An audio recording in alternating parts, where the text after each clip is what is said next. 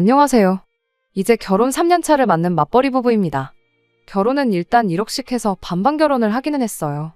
하지만 저는 오롯이 제가 모은 돈을 가지고 왔고 남편은 모아놓은 돈이 따로 없었다 보니 시댁에서 그 돈 전부를 해줬기에 엄밀히 따지자면 반반 결혼을 했다고 보기에 약간 애매한 부분도 있습니다. 여태까지는 이 사실이 저희 결혼 생활에 있어서 제 발목을 잡게 만드는 일이 될 거라고는 생각도 못했어요. 남편이 돈을 모아놓지 못한 이유는 취직이 다른 사람들에 비해 늦은 편이기에 그렇습니다. 그리고 제가 사회생활을 남들보다 조금 빨리 시작했다는 이유도 한몫하겠고요. 영화 보는 것 말고는 딱히 취미라고 부를 만한 것도 없던 저였다 보니 돈 모으는 것도 딱히 없었어요. 남편이 취직을 늦게 한 데에도 이유가 있습니다. 처음 연애를 시작했을 때만 해도 저희 둘 다 직장인이었어요. 연애 시작하고 1년 뒤에 남편이 제대로 사람 대우해주는 그런 회사에서 일을 하고 싶다며 다니고 있던 회사를 그만두게 되면서 공백기가 생기게 되었거든요. 남편이 다니고 있던 첫 직장이 문제가 아주 많은 회사였어요. 직원 수도 40명이 넘는 규모가 조금 있는 회사였는데도 불구하고 정말 제대로 된 사람 대접을 해주는 곳이 아니었거든요. 남편이 정식으로 이력서를 내서 취직을 한 건 아니었어요. 원래는 대학교 졸업반 시절에 단기로 아르바이트해서 취직하는 동안 생활비 좀 마련해보겠다고 들어간 회사였는데 어떻게 기회가 되어서 졸업하고도 계속 출근하게 되었던 거죠. 남편 말로는 같이 일하는 직원들하고 합이 잘 맞고 일도 성향에 맞는 데다가 어느 정도 미래도 보이는 곳이라고 생각했었대요. 거기에 사장까지 나서서 이런 식으로는 원래 채용을 잘 안 한다면서 이렇게 열심히 일하는 인재를 놓치면 회사 손해라고 취직하지 말고 여기서 그냥 일을 하라고 설득까지 해왔다는 겁니다. 그렇게 3년간 거기서 직장 생활을 하고 있었고 그때 저랑 연애도 시작했던 겁니다. 시간이 지나면서 남편도 짬이 좀 생겼으니 신입 직원이 들어오면서 사수 역할을 하게 되었대요. 처음 남편 밑으로 생긴 부하 직원이다 보니 인생 이야기도 해주고 술도 사주면서 가깝게 지냈다고 합니다. 그러다 같이 술 한잔하면서 회사 이야기가 나왔는데 그때 충격적인 사실을 알게 되었던 거죠. 실은 남편이 정말 말도 안 되는 박봉으로 일을 하고 있었다는 사실을 말이에요. 아르바이트한 기간까지 포함하면 3년을 훨씬 넘긴 경력직이었음에도 불구하고 이제 막 들어온 신입 직원이 받는 월급보다도 못한 돈을 받고 일을 하고 있었다는 사실을 알게 되었던 겁니다. 남편이 처음 시작을 아르바이트생으로 했다 보니 그때 당시에 거의 최저시급을 받고 일을 하고 있었는데 사장이 아르바이트생인데도 불구하고 직원만큼 일을 하는 남편을 아주 호구로 봤던 거였죠. 아르바이트 할 때도 저렇게 일을 열심히 하는데 뭐하러 돈을 더 주냐 뭐 그런 생각이었나 보죠. 남편이 아르바이트에서 직원이 되면서 월급을 많이 올려주긴 했는데 많이 올려줬다고 해도 회사에서 뽑는 신입 직원이 받는 돈보다 훨씬 못한 돈을 주기로 했던 거예요. 남편 잘못이 아예 없는 건 아니죠. 남편도 좀 더 알아보고 그랬어야 했는데 그때야 아무 경험 없는 사회초년생 시절이고 주변에서도 그런 내용에 대해 알려주는 사람 하나 없었다 보니 학교 끝나고 와서 일하면서 매달 6, 70만 원 받던 월급이 220만 원이 돼버리니 남편은 엄청 많이 올려줬던 걸로 생각했던 겁니다. 해마다 연봉도 5%씩 올려줬다는데 원래 받는 돈이 적은데 올라봐야 얼마나 오른 거겠어요. 아무것도 모르고 3년 동안 뼈 빠지게 일했는데 배신감에 아주 치가 떨렸다고 하네요. 그런데도 아쉬운 소리, 싫은 소리 하나 못하는 남편 성격 때문에 그 사실을 알고도 계속 출근을 했었던 거예요.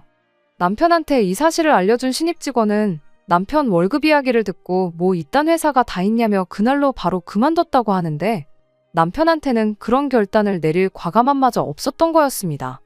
그런 남편이 회사를 그만두게 된 건 순전히 저 때문이었어요. 남편이 한 번은 술에 엄청 취해서 속상하다며 저한테 전화를 해왔고 회사에서 박봉으로 아주 뽕을 뽑히고 있었다는 사실을 그때 처음 저에게 말해줬어요. 저도 이야기 듣기만 해도 피가 거꾸로 솟는 기분이었는데 당사자인 남편은 오죽했겠나요.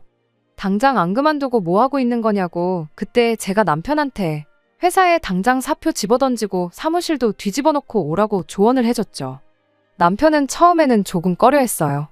당장 벌이가 사라지는 거나 마찬가지였으니 앞으로 뭐 해먹고 살지 고민을 하더라고요. 아직 30도 안 됐는데 벌써부터 그런 걱정을 하냐고 새 직장 찾을 때까지 백수라고 해서 내가 헤어지자고 안 할 테니 당장 내일 회사부터 그만두라고 한마디 했어요. 제 말에 힘을 얻은 남편은 바로 다음날 회사에 사표를 내던지고 왔죠. 그제서야 거기 사장도 월급을 올려줄 테니 그냥 회사에 남아달라고 남편을 붙잡았다네요. 그동안 헐값에 부려먹은 돈을 다 쳐줘도 모자랄 판에 그 상황에서도 돈을 좀 아껴보겠다고 그 신입 직원이 받는 월급보다 5만 원을 더 주겠다고 나왔대요. 그제서야 남편도 자기가 호구당하고 있던 사실을 깨닫게 되었고 그 길로 뒤도 안 돌아보고 회사를 빠져나왔답니다. 원래는 후임 자리 생길 때까지 인수인계를 위해 다닐 생각이었는데 더는 못 참겠다면서 말이죠. 그때 남편이 조금 답답한 구석이 있다는 걸 알았어요. 사표 집어던지는 와중에도 회사에 인원이 비는 걸 걱정해서 몇 달 더 다닐 생각을 했다는 게 말이죠. 아무튼 결과적으로는 바로 때려쳤기 때문에 그걸 가지고 뭐라고 하지는 않았습니다. 남편이 새로 직장을 구한 건 그 회사를 그만두고 1년 반이 더 지나서였습니다. 그래도 새로 들어간 직장에서 경력 인정도 받고 해서 곧바로 대리직함 달고 출근할 수 있었어요. 남편이 심약하긴 하지만 실력이 없는 사람은 아니었거든요. 남편은 남편 나름대로 자기가 돈 한 푼 못 벌어오는 와중에 떠나지 않고 곁을 지키던 제가 자기를 뒷바라지 해줬던 거라고 생각을 했었나 봐요. 그리고 어쨌든 제 덕분에 악독한 회사에 한 방 먹여주고 나온 꼴이 되었으니 저랑 결혼해서 제 말만 듣고 살면 손해보는 일은 없겠구나 하는 생각도 들었다더라고요.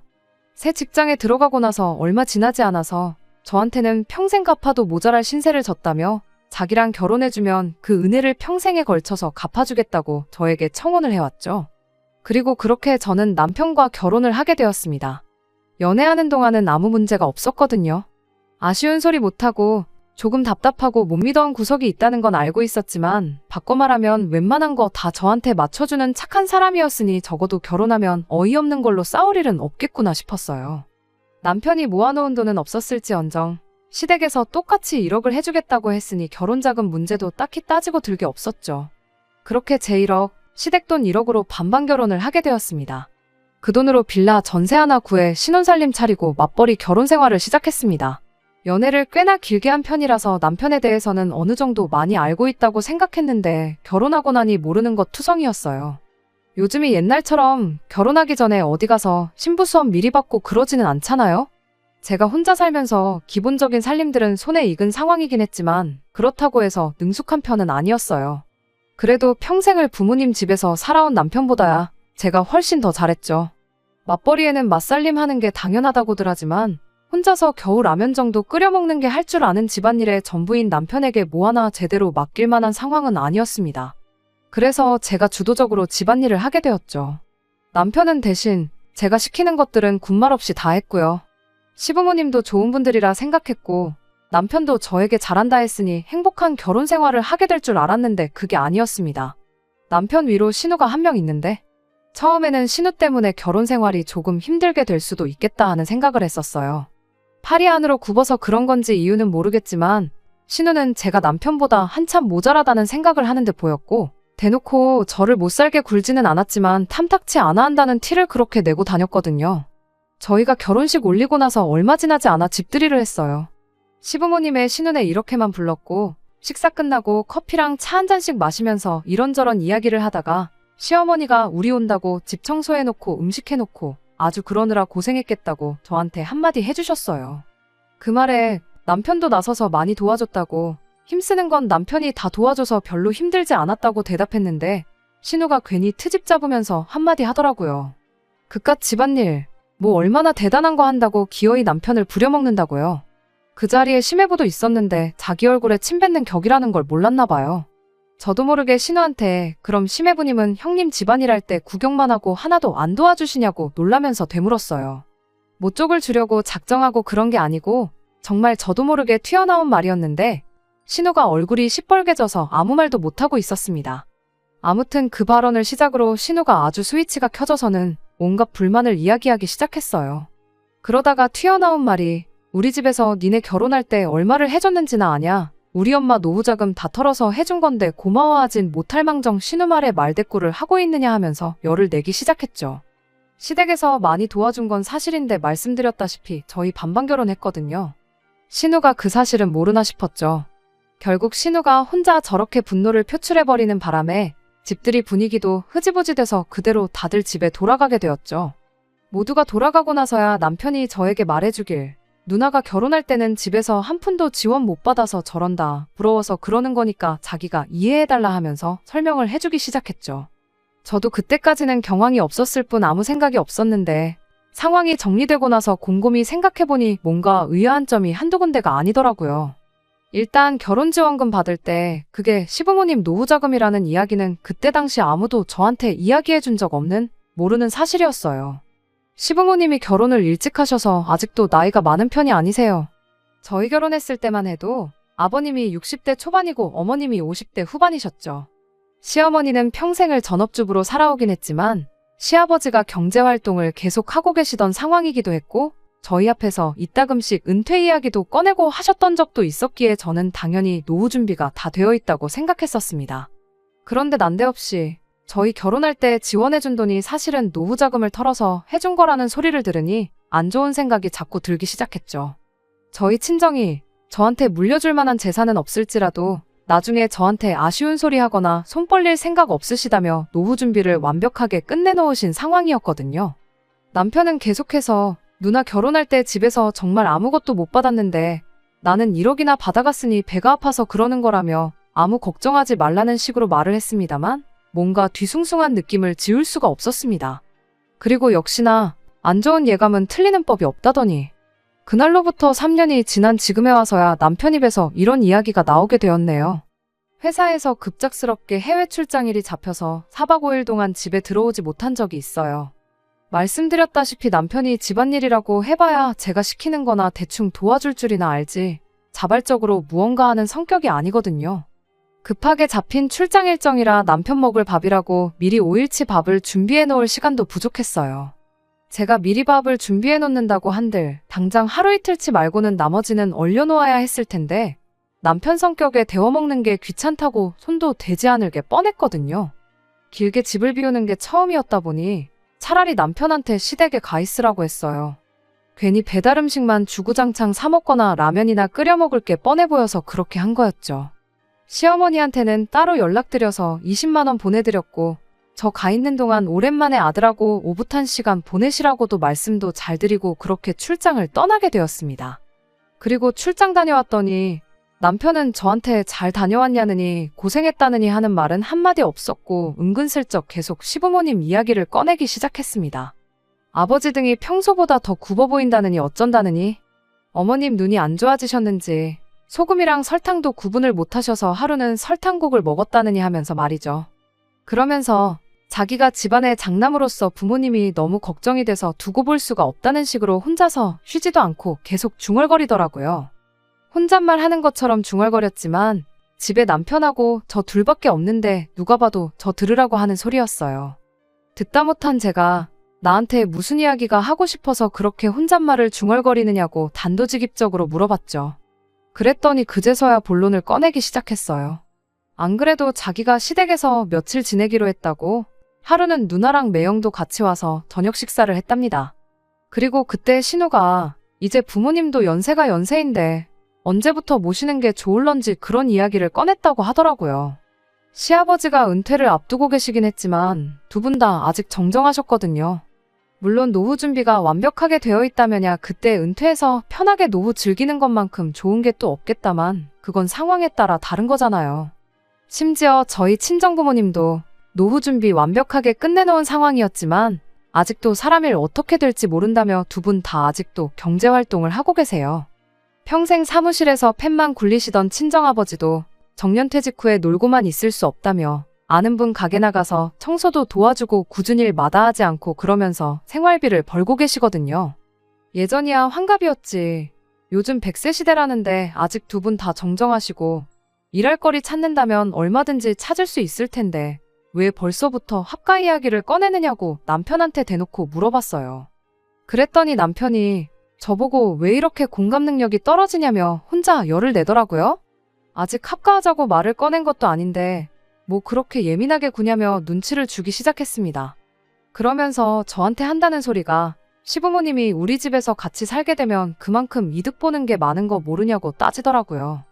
이득은 무슨 이득이냐고 했더니 어머님이 같이 살게 되면 나중에 우리 아이 태어나면 애도 대신 봐주실 거 아니겠냐고 그것만 해도 제 월급에 애 봐주는 사람 구하는 것까지 생각하면 달에 500만 원은 이득을 보는 거랍니다. 그것뿐이겠냐며 어머님이 살림도 대신 다 해주실 거 아니겠냐며 그것도 한번 계산을 해보라는 거예요. 하루에 하는 집안일을 2시간씩만 잡아도 우리 시급으로 계산하면 그것도 달에 200만 원은 좋게 될 거라면서 말이죠. 그리고 어차피 내가 집안의 유일한 아들이니 나중에 가면 부모님 모시고 살게 될 게 당연한 건데 당장 내일부터 모시나 나중에 가서 모시나 달라질 게 뭐가 있냐고 하더군요. 마치 저한테 선택권이라고는 없다는 듯이 딱 잘라서 말을 하더라고요. 평소에 언변이 그렇게 좋은 사람이 아닌데 입에 모터가 달린 것 마냥 따다다 쏘아대는 걸 보니 누가 보면 미리 연습이라도 한 줄 알겠다 싶더라고요. 그래서 남편한테 나는 시부모님 모시고 살 생각은 추호도 없다 말하고 남편이 주장하는 합가를 해야 하는 이유에 대해서 하나씩 조목조목 반박해줬습니다. 당신 말 맞다나 시어머니가 살림해주고 나중에 아이 태어나고 애 봐주시고 그러는 거 생각해보면 분명히 도움이 되는 건 맞는 말이다만 앞뒤가 맞지 않는 거 아니냐고요. 시부모님 모시고 살고 싶다는 이유가 여태껏 고생하신 부모님 이제 좀 편하게 해드리고 싶어서 그런 거 아니냐고요. 그런데 집안일 전체를 어머님한테 떠맡기는 것도 모자라 황혼 육아까지 시키려는 거냐고요. 굳이 모시고 살지 않아도 어머님은 어머님대로 지금 시댁에서 집안일 혼자서 하고 계시는 거 아니냐고. 그런데 육아까지 떠넘겨버리면 어머님은 오히려 2배로 더 힘들어지는 거 아니냐고 물었죠. 역시나 남편은 그 부분은 생각을 못한 건지 쩔쩔매면서 횡설수설 하더라고요. 그러면 퇴근하고 와서 우리가 하면 되는 거 아니냐는 어이없는 대답을 하더라고요. 그럼 애초에 당신이 주장하는 시부모님 모시고 살았을 때 우리한테 이로운 경제적 이득이 하나도 없는 거 아니냐고 되물었죠. 어떻게 대답해야 할지 몰라 얼굴이 시뻘게 져서 있는 남편한테 그리고 아들이라서 부모님 모시고 사는 게 당연하다고 했는데 그거야 당신한테나 당연한 거지. 나한테는 당연한 게 아니지 않냐. 결혼 전부터 서로 합의가 된 것도 아니고 이제 와서 왜 갑자기 부모님을 모시자는 건지 도무지 이해할 수가 없다고 했어요. 제 말에 남편은 아무 대답도 못하다가 부모님이 노후 자금이 없는데 그럼 두 분은 어떡하라는 거냐 따지고 들더라고요. 그제서야 왜 합가 이야기를 난데없이 꺼냈는지 이유를 알게 되었죠. 그런 이유 때문에 시부모님을 모시고 살아야 되는 거라면 나는 더더욱이 그렇게 하지 않겠다고 대답했습니다.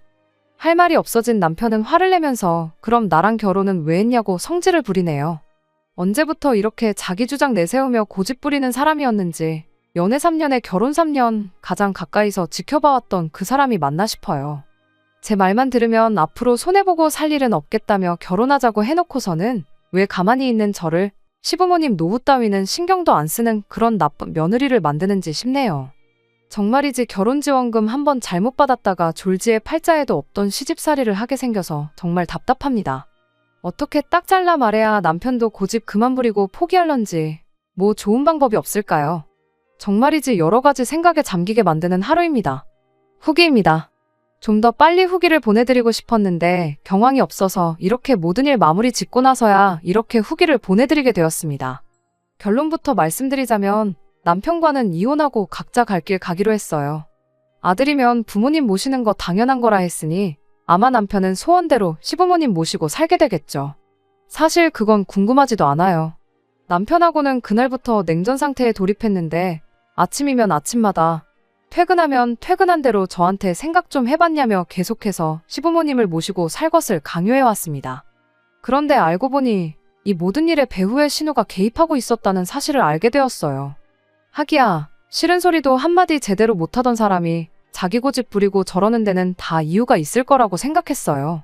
저는 당연히 합가 대상인 시부모님이 뒷배라고 생각했고 부모님 뜻에 거역할 수 없으니 남편이 저렇게 강하게 나오는 거라 생각했는데 알고 보니 시부모님이 아니고 신우가 문제였네요.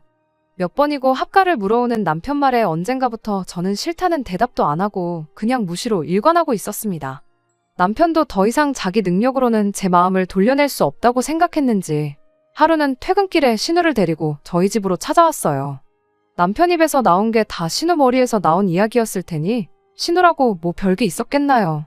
드라마 재방송 하듯이 남편이 했던 말 그대로 이야기를 꺼내더군요. 시부모님 노후 자금으로 결혼했으면 당연히 모시고 살아야 하는 거 몰랐냐고요. 이 상황에 손이신우라고 해서 예의 차리고 그럴 생각도 없어서 저도 말하는 것마다 따박따박 제 할 말을 다 했습니다. 반반 결혼했는데 그 돈이 시부모님 노후 자금이건 빚을 내서 해준 거건 무슨 상관이냐고요. 막말로 사실 내가 결혼할 때 가지고 온 돈도 내 돈이 아니고 친정부모님 노후 자금이었다고 우기면 어떻게 할 거냐고 따져물었죠. 그러면 저도 친정부모님 노후자금으로 결혼한 게 되는 거니 당장 내일부터 친정부모님도 이 집으로 모셔오면 되는 거냐고요. 신우는 말로는 안 되겠으니 억지를 부리더라고요. 출가 외인 이야기를 꺼내면서 친정보다 시댁이 먼저라는 소리를 꺼내더군요. 자기도 따지고 보면 며느리면서 출가 외인 이야기가 하고 싶나 싶더라니까요. 그래서 저도 출가 외인이면 출가 외인답게 친정일에 신경 끄고 형님이나 알아서 잘하라고 했어요. 당장 형님도 시부모님 모시고 사는 것도 아니면서 무슨 자격으로 남의 집 일에 감나라 배나라 하고 있냐고요. 그제서야 신우도 억지 부린다고 제가 호락호락 넘어갈 사람이 아니라는 걸 깨달았는지 조건을 걸어오면서 회유를 시작하더라고요. 그리고 이 합가 사태가 이렇게 갑작스럽게 그것도 신우의 주도하에 일어나게 된 진짜 이유를 알게 되었습니다. 시부모님이 살고 계신 빌라가 요즘 시세로 2억 정도 한다고 하더라고요. 그리고 자기는 저희 결혼할 때 남편이 지원받은 만큼 꼭 받아야 적성이 풀리겠답니다. 그러면서 조건을 제시하길 시부모님 집을 팔아서 그 돈을 정확하게 반반씩 나누자고 하더라고요. 그러면 저도 1억이 생기는 거니 손해는 아니라면서요. 하지만 여기에는 큰 함정이 있었죠. 속이 뻔히 보여서 함정이라고 할 것도 없어요. 시부모님 집을 팔면 시부모님은 어디 가서 사느냐 따져 물으니 당연히 니네가 모시고 살아야지 이러고 있더라고요. 고작 1억 받자고 제가 앞으로 못해도 30년 평생을 시부모님 모시고 살겠다고 하겠냐 물으니 저보고 피도 눈물도 없는 년이라며 그럼 우리 엄마 아빠 길바닥에 노숙이라도 하라는 거냐며 욕짓거리를 쏟아붓더라고요. 그렇게 부모님 노후자금 걱정하는 딸이 정작 뒤에서 하는 짓이라곤 멀쩡히 잘 살고 있는 집 팔아 그 돈 꿀꺽하고 동생한테 오갈곳없는 부모님을 떠넘기는 거냐고 피도 눈물도 없는 게 대체 누구냐고 되받아쳐줬네요. 자기도 말문이 막혔는지 혼자 부들부들대면서 악을 쓰다가 그럼 부모님 노후자금이나 뱉어내라고 엄포를 놓길래 반반 결혼한다고 받은 돈을 내가 왜 뱉어내야 되냐고 그렇게 효녀노릇이 하고 싶으면 여기서 이럴 게 아니고 시부모님 모시고 외식이나 다녀오라 한마디 해주고 저는 방으로 들어가 버렸습니다. 아예 상대를 안 해주니 신우 혼자 길길이 날뛰다가 결국 포기하고 돌아가더라고요. 그 와중에도 차비 쓰기가 싫었는지 남편 보고 태워다 달라더군요. 남편은 거기서 속도 없이 신우를 집까지 데려다주고 왔습니다. 이걸로 끝났더라면 이혼까지는 안 했을 텐데 차 안에서 신우한테 무슨 소리를 듣고 온 건지 집에 돌아온 남편이 다짜고짜 오냐오냐 해줬더니 시댁 무서운 줄 모르고 가장인 나도 우습게 보는 거냐며 2차전을 시작하는 겁니다. 이쯤 되니까 돌이킬 수 없는 데까지 왔구나 하는 생각이 들었습니다. 남편을 설득해 놓으면 신우가 와서 저러고 신우의 말을 무시하면 남편이 와서 저러는데 모르긴 몰라도 이게 앞으로 펼쳐질 제 결혼 생활이라는 게 안 봐도 뻔하더라고요. 이미 저는 시부모님 사정이 어떻게 되었든 간에 길바닥에 내몰면 내몰았지 모시고 살 생각은 추호도 없는 그런 사람이 되어 있는데 여기서 제가 뭘 더 어떻게 해야 하나 싶어서 그 자리에서 포기해버렸어요. 남편한테 원하는 대로 신우한테 결혼할 때 받은 돈도 돌려주고 시부모님도 모시고 살라고 한마디 해줬죠. 분위기 파악을 못하는 건지 남편은 제가 이제서야 자기 말을 듣는 건 줄 알고 입이 귀에 걸려서 웃더라고요. 언제쯤 오시라고 하면 되겠냐, 방은 어떤 방을 정리하면 되겠냐 혼자 들떠서 신이 나 있더라고요. 아무 때고 당신 원할 때 하면 되고 안방을 들여도 되니 알아서 하라고 했습니다. 그리고 저는 방에 들어가서 제 짐을 꺼내기 시작했죠. 남편은 내일 당장 모시는 거 아니니 천천히 하라고 아직도 착각을 하고 있더라고요. 그 길로 남편한테 나는 일단 친정에 가 있을 테니 서류 준비되는 대로 만나서 재산 분할은 어떻게 할 건지 정확하게 정산 한번 해보자고 했습니다. 반반 결혼했고 똑같이 맞벌이 했으니까 정확하게 절반 나눌 거고 정확한 정산은 나중에 날 잡아서 한 번에 하자고 말했습니다. 그제서야 제가 무슨 말을 한 건지 눈치를 챈 남편이 그게 무슨 소리냐며 얼굴이 죽상이 되더라고요. 나는 시부모님 모시고 살 생각이 없고 그렇다고 당장 당신 누나가 되었든 당신 부모님이 되었던 간에 내 피 같은 돈 1억을 넘겨줄 생각도 없으니 내가 빠져주는 거라고요. 나만 빠져주면 우리 돈 1억이 아니라 네 돈 1억을 부모님한테 돌려드릴 수 있는 거 아니냐. 그러니까 이혼하고 그걸 신우랑 공평하게 나눠갔던 그 길로 부모님 모시고 살면서 아들로 태어난 도리를 하던 그때부터는 당신 좋은 대로 하면 되겠다고 말이죠. 남편이 아연실색을 하면서 이혼 말고 다른 방법이 있을 거라며 그제서야 같이 머리를 맞대고 좋은 방법이 있는지 한번 고민 좀 해보자고 하는 겁니다. 그래서 어디 한번 지금 이 상황에 이혼보다 더 좋은 방법이 있는지 지금 당장 말해보라 그랬어요. 시간 넉넉히 줄 테니까 천천히 생각해보라고 말이죠. 신우랑 한통속이라 저러는 거지. 남편도 합가를 하던가 생돈을 날려야 하는 말도 안 되는 양자택일을 강요받고 있다는 사실을 알고는 있던 건지 아무 말도 못하더라고요. 결국 좋은 방법이라고 내놓은 아이디어가 어차피 우리 맞벌이 하고 있고 아이도 없으니 경제적으로 어려울 게 없지 않냐면서 앞으로 매달 100만 원씩 신우한테 보내주잡니다. 그러면 4년이면 5천만 원이지 않냐고. 그렇게 하면 시부모님도 모실 필요 없고 따지고 보면 누나도 똑같이 5천씩 받은 꼴이 되는 거니 더 아무 말 없지 않겠냐면서요. 당신 지금 누나한테 돈을 주고 싶은 거냐? 시부모님 모시고 싶다고 한 거 아니었냐고 반문했더니 아무 대답도 못하고 멍하니 저만 쳐다보고 있길래 그냥 그 길로 짐 싸서 친정으로 향했습니다. 다음 날이 돼서 남편도 아니고 신우도 아닌 시어머니한테 전화가 왔어요. 모르는 척 하는 건지 진짜 모르는 건지는 모르겠지만 이 상황이 시부모님과 상의가 되었던 게 아니라는 걸 알게 되었습니다. 하기야 남편하고 신우가 말하는 꼴을 보니 시부모님 모시고 사는 게 문제가 아니라 돈이 문제였던 거였으니 그럴만도 하겠다 예상은 하고 있었죠. 시어머니는 저한테 사과를 먼저 해왔어요. 그리고 두 번 다시 신우가 저희 앞에서 합가나 돈 이야기 꺼내지 못하게 단도리를 하겠다고 하셨죠. 원래부터 남편이 지 누나 말에는 꼼짝을 못했었다는 이야기를 해주시더라고요. 그제서야 어디 가서 싫은 소리 못하고 결정도 잘 못 내리는 남편 성격이 신우 때문에 그렇게 되었다는 걸 알았네요. 저는 조금만 더 생각을 해봐야겠다 대답했고 전화를 끊었습니다. 단순한 부부싸움이었다면 시어머니 때문에라도 그냥 넘어갔겠지만 남편에 대한 신뢰가 바닥인 상황에서 남편이 신우한테 원래부터 꼼짝도 못한다는 사실을 알게 되었으니 더더욱이 이혼에 확신이 생기기 시작했어요. 그날로부터 이틀이 지나서 저는 이혼을 해야겠다고 결심을 했습니다. 더 길게 끌어봤자 결과는 똑같겠다 싶어서 그 길로 바로 서류 작성하고 집에 가서 남편한테 이혼하자고 했어요. 이혼 서류 건네주면서도 남편이 울고불고 매달리면 어떻게 해야 하나, 마음이 약해지진 않을까 그런 걱정을 했는데 남편이 제 마음 돌려보겠다고 또 제가 몰랐던 이 모든 사건의 전말을 말해줬습니다. 신우가 결혼하자마자도 아니고 3년 만에 이렇게 나온 이유가 따로 있었더라고요. 신우가 남편 몰래 빚내서 주식을 시작했다가 원금 대부분 날려먹고 급하게 돈이 필요한 상황이었다고. 그런데 그냥 그 돈을 해주자니 거절당할 것 같아서 일을 이렇게 크게 만들었던 거라네요. 그거 걸리면 누나가 이혼당할 것 같다고 울고불고 부탁을 해오는데 자기도 안 되는 거 알지만 누나 도와주고 싶어서 그랬던 거랍니다. 하지만 이젠 당장 누나가 이혼을 당하던 말던 손절해버리고 우리 미래만 위해서 살겠다고 말해오는데 긴 말할 것 없고 빨리 이혼 서류에 도장이나 찍어달라고 했습니다. 질질 끌면 나도 소송으로 갈 수밖에 없으니 마무리라도 깔끔하게 하자고요. 이혼을 하는 과정에 있어서 시부모님은 당신들이 돈이 없어서 그런 거라며 계속 저한테 미안하다고 사과를 해왔지만 정작 이 사건의 원흉인 신우는 저한테 전화는커녕 문자도 한 통 보내지 않았어요. 남편과 이혼 서류 제출하고 나오는데도 숙려기간 동안 잘 좀 생각해달라는데 그런 거 생각할 겨를도 없이 속이 너무 후련하더군요. 결혼하면 제 말만 듣고 살아도 손해보는 게 없겠다더니 결국 누나 말 듣다가 자기 인생이 저렇게 망가졌는데 남편도 제정신이면 재산분할한 돈으로 신우 빚 갚아주고 그러진 않겠죠. 이제 이혼해서 각자의 길을 가기로 했으니 아무쪼록 정신 차리고 살았으면 싶은 따름입니다. 다 끝난 줄 알았는데 이렇게 또 후기를 남기는 날이 올 줄은 몰랐네요. 이혼 한마당에 남편이며 그 식구들과 두 번 다시 얽힐 일은 없을 줄 알았는데 신우가 몸소 전화까지 해줘서 근황을 알려준 덕분에 이렇게 마지막 후기를 남깁니다. 다짜고짜 신우한테 전화가 와서는 너 때문에 내 인생 망했다며 욕짓거리를 하더라고요.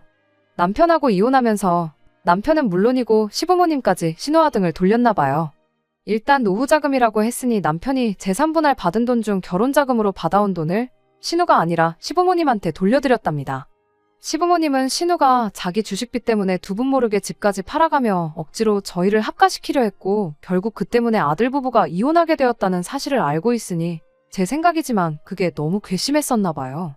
시부모님이 신우한테 노후자금 걱정해주더니 왜 이제 와서 주식빚을 갚아달라고 하느냐며 거절을 했다고 하더라고요. 결국 신우는 더 이상 혼자 힘으로는 이자도 메꿀 수 없는 상황이 돼버려서 결국 거액의 빚을 지게 된 걸 남편한테 들키게 되었고 지금 그것 때문에 이혼당한 애 만회하는 상황이라며 저한테 화풀이를 하려고 전화를 했던 거예요. 그래서 저도 한마디 해줬어요. 피차나도 너 때문에 이혼녀 타이틀을 달게 되었는데 네가 이혼당한다고 하면 내가 뭐 미안해라도 할 줄 알고 전화한 거냐고요. 인과응보라는 말이 괜히 있는 게 아니라고 지은 죄를 돌려받는 거니 억울해 말고 이참에 여태껏 잘못 살아온 네 인생이나 한번 돌아보라고 한마디 해줬네요. 전화기 너머로 소리를 빽빽 지르던 신우를 뒤로 하고 전화 끊어버리고 번호도 차단해버렸습니다. 이젠 두 번 다시 그 집구석하고 얽힐 일은 없을 거예요. 적어도 이혼의 원흉이나 마찬가지였던 신우 인생의 말로가 저렇게 처참하게 되었다는 거나 위안 삼으려고요. 댓글로 응원해주신 분들께 모두 감사드리며 저는 이번에는 진짜로 작별 인사를 드려야겠습니다. 끝까지 들어주셔서 감사합니다. 오늘의 사연은 여기까지입니다. 구독과 좋아요, 알람 설정 부탁드리고 더 좋은 사연으로 다시 찾아뵙겠습니다. 감사합니다.